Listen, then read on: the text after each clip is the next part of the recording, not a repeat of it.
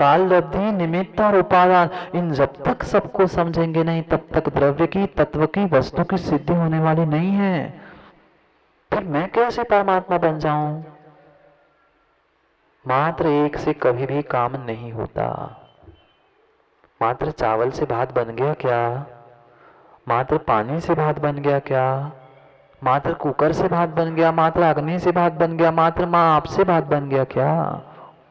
सभी की आवश्यकता है, सभी की आवश्यकता है, वह भी एक समय एक साथ। ये सब कुछ मिलने के बाद भी पुनः हमें कुछ समय के लिए ध्यान में रखना होगा कि काल लब्धि को छोड़ना होगा, काल समय को छोड़ना होगा पकने के लिए।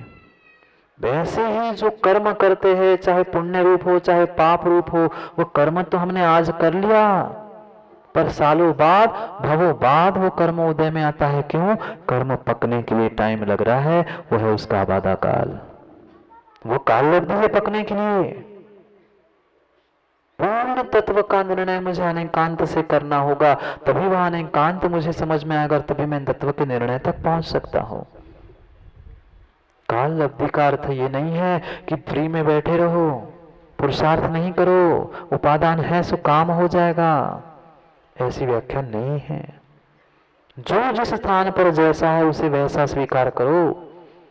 निमित्त को उपादान मत मानो, उपादान को निमित्त मत मानो, भाग्य को पुरुषार्थ, पुरुषार्थ को भाग्य मत मानो, पर जो जहां है उसको वैसा स्वीकार करो।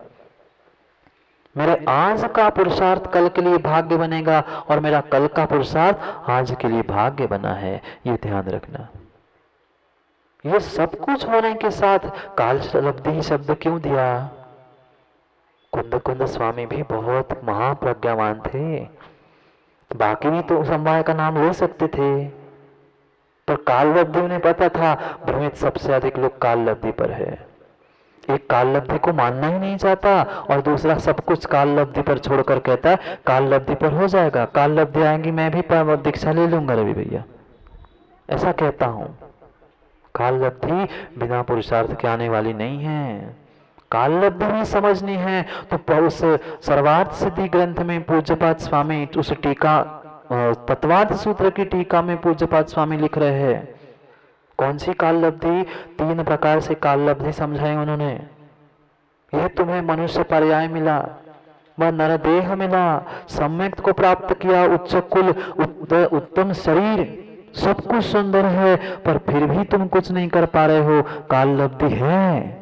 3 प्रकार से काल लब्धि समझाई, उसमें से एक प्रकार की ये काल लब्धि है। मनुष्य हो क्या आप लोग? माताओं, मनुष्य हो क्या? पुनः कहा नरदेह, जितु भैया नर हो ना, नर हो ना कि जानवर हो? नर हो ना। शरीर में कौन सा रोग है, कौन सी बीमारी है, कौन सा अंग भंग है? कुछ नहीं। अंग भंग वाले की दीक्षा नहीं होती, परमात्मा नहीं बन सकता। कोई अंग भंग नहीं है। उच्च कुल में जन्म लिया, उच्च धर्म है, उच्च संस्कार है, सब कुछ है। ये इतनी काल लब्धि होने के उपरांत भी मैं शून्य वही का वही हूं। ये एक प्रकार की काल लब्धि। दूसरे प्रकार की काल लब्धि बताते हुए कहा जिसका अर्ध पुद्गल परावर्तन शेष बचा है वह उसकी काल लब्धि है। तीसरी काल लब्धि जिसने सम्यक्त को प्राप्त कर लिया,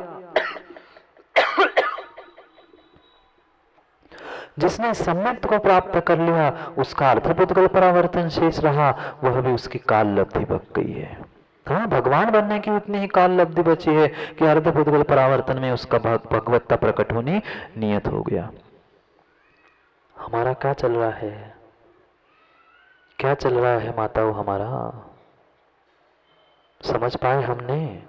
हम ये समझते हैं कि हाथ में हाथ धरे रहेंगे और काल लब्धि अपने आप टपक जाएगी और मैं परमात्मा अपने आप बन जाऊंगा। नहीं, आज से पुरुषार्थ करना पड़ेगा। पंचम काल में भले ही मोक्ष नहीं हो, पंचम काल में भले ही वह उत्कृष्ट ध्यान की सिद्धि नहीं हो, पंचम काल में केवल ज्ञान भी नहीं हो, पर फिर भी पंचम काल में मोक्ष मार्ग है और सच्चे व भावलिंगी होने से हमें उस अभी से प्रयास करना पड़ेगा। प्रमोद भैया, जितनी शक्ति है उतनी शक्ति के अनुसार अगर हम सर्वथा नकार कर काम करने लग जाएंगे तो कभी काम होने वाला नहीं है। जितनी शक्ति उतनी करो ना, कम से कम श्रावक के धर्मों का ही पालन कर लो। छोड़ दो साधु के महाव्रतों को, नहीं धारण करना है तो कम से कम अनुव्रत धारण करो। कम से कम 8 मूल गुणों को तो श्रावक को धारण कर ही लो। नहीं कर पा सकते, वह भी तभी होगा प्रमोद भाई जब काल लब्धि आएगी। महाराज जी अभी काल लब्धि नहीं आई नियम लेने की। हम महाराज को समझाने के लिए सब कुछ याद आता है।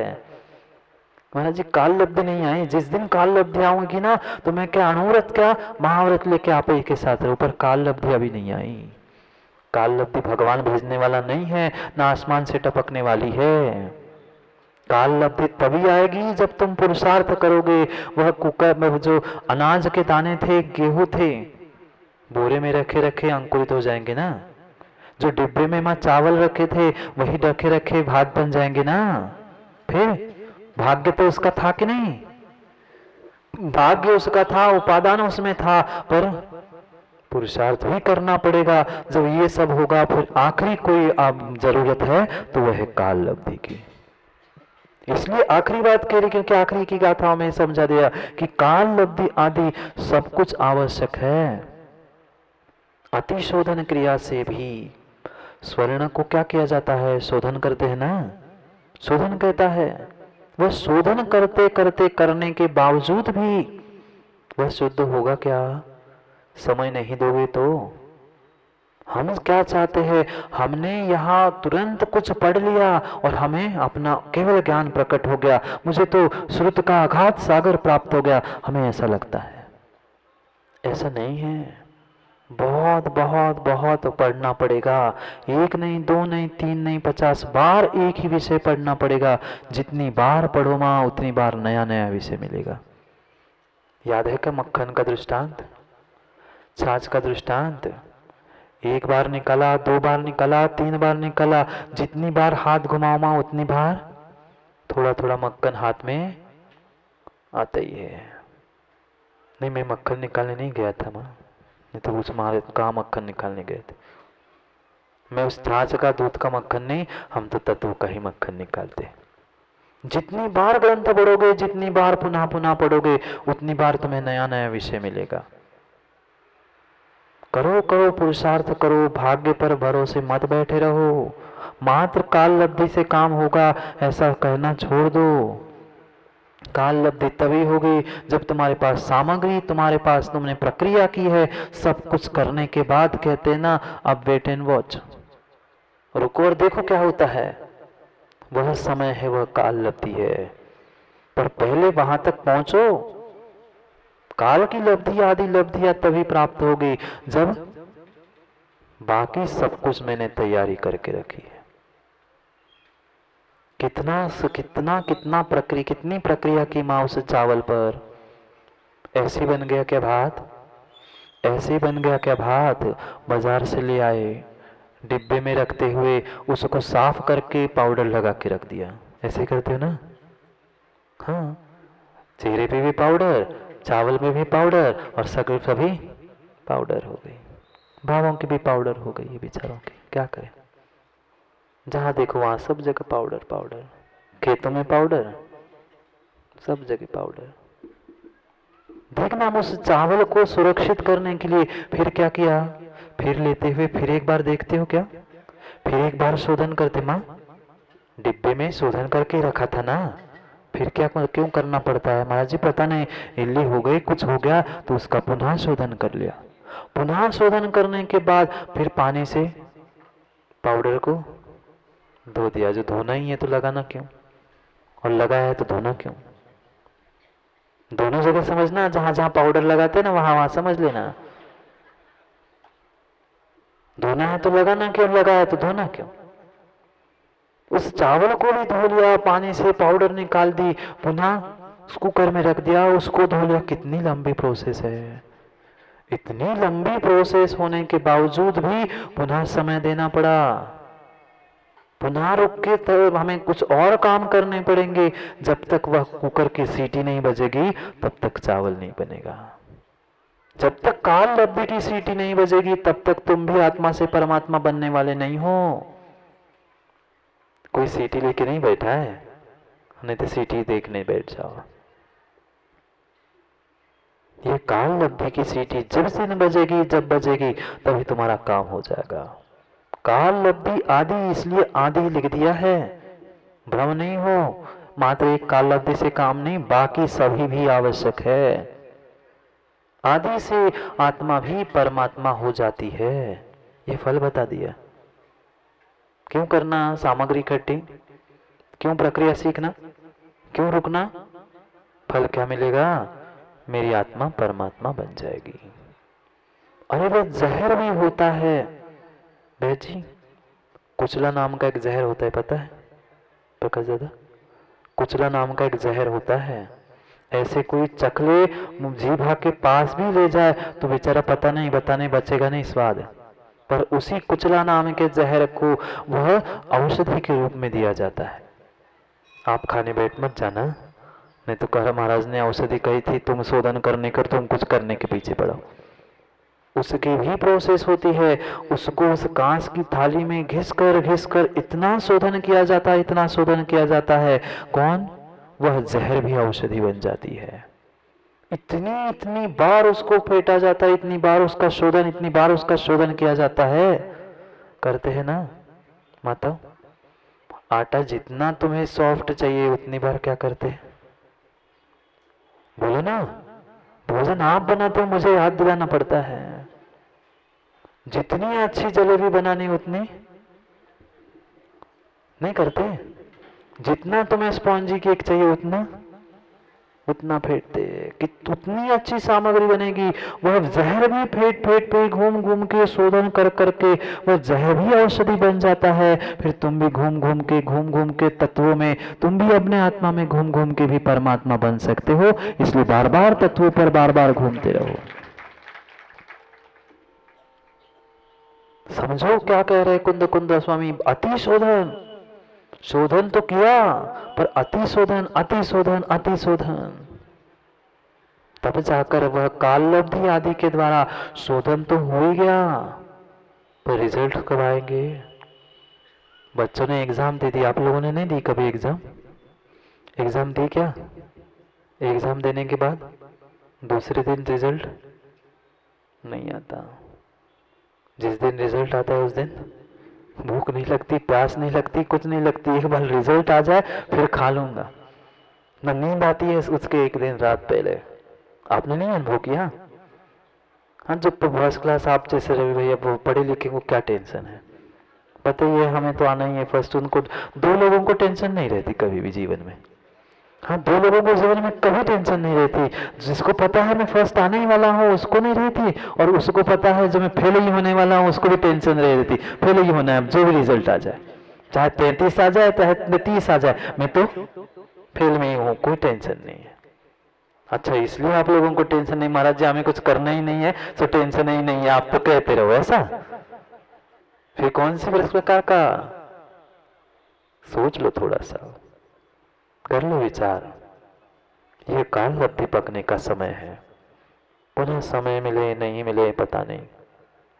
जो सीखा है, जो सामग्री हमने 5 महीने से इकट्ठी की है, माँ जो रेसिपी, जो प्रक्रिया, जो विधि मैंने सीख के रखी है, अब काल आ चुका है। अब चावल धो के कुकर में रख दिए हैं, बस एक बार उसकी सीटी सुन लो और तुम भी आत्मा से अपने आप को परमात्मा बना लो। बना लो, बना लो, बना लो। चावल से भात बनाना फिर भी आसान है, भोजन बनाना फिर भी आसान है, पर आत्मा को पहचानना बहुत कठिन है, और आत्मा से परमात्मा बनाना और भी कठिन है। समझो?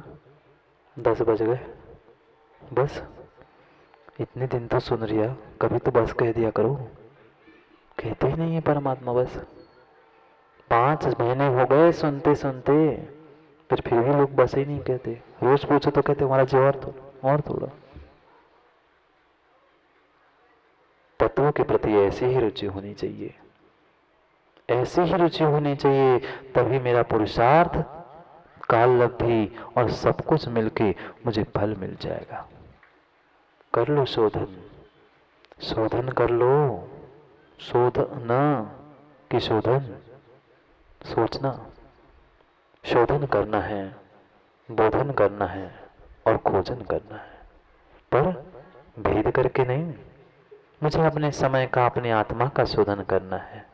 अगर आत्मा को पाना है तो आत्मा को पाना है, अरे जिसे प्राप्त करना है उसका शोध तो हो, उसकी खोज तो हो, उसका बोध तो हो। कोई व्यक्ति वह रास्ते से चलते चलते जमीन को देखते देखते देखते देखते जा रहा था। पूछा किसी ने, भाई तू क्या देख रहा है, क्या खोज रहा है? वो कहता कुछ तो गिर रहा है, कुछ तो देख रहा हूं। वो कह रहा कुछ तो है, कुछ तो खोज रहा हूं। वो सामने वाला कहता है कुछ क्या है वो नहीं पता, पर कुछ है। फिर कुछ नहीं पता तो क्या खोज रहा है? नहीं कुछ तो है तो कुछ तो खोज रहा हूं। कुछ की खोज नहीं होती, कुछ की खोज नहीं होती। पहले निर्णय होना चाहिए कि मैं खोज किसकी कर रहा हूं, मैं शोध किसकी कर रहा हूं। उसका बोध ही नहीं है तो खोज और शोध किसकी? हमें समय का बोध होना चाहिए। समय का बोध करना है तो उसकी खोज, उसकी शोध कर पाएंगे। बोध ही नहीं है समय क्या है, समय कौन है, कैसा है, किसी नाम का व्यक्ति विशेष समय को मत समझ लेना। वह क्या है समय, वह कौन सी वस्तु है आत्मा, तब तो जाकर शोध पाएंगे, तब तो खोज पाएंगे। नहीं तो कहां से खोज होगी? खोज होने वाली नहीं है। शोध न, खोज न, बोध न, सोचना। समय तो हो गया। अब मात्र 4 श्लोक बचे हैं। बस एक श्लोक में फल बताया है और आखिरी के 3 श्लोक में तो आचार्य कुंद कुंद स्वामी ने मात्र उपसंहार लिख दिया। गाथा की, ग्रंथ की प्रशस्ति लिख दी कि ग्रंथ क्यों लिखा, कैसे लिखा, उसका हेतु क्या था, उसको सारांश रूप में आखिरी की 3 गाथाओं में कुंद कुंद स्वामी ने लिख दिया। बस कल पढ़ लेंगे। बचा हुआ समय हो गया, 10:05 हो गए, 1 घंटा हो गया। पंडित जी को पूजा भी करनी है, विधान भी करना है अपने विधान को बदलने के लिए। करेंगे पुनः समय पर, आओगे ना?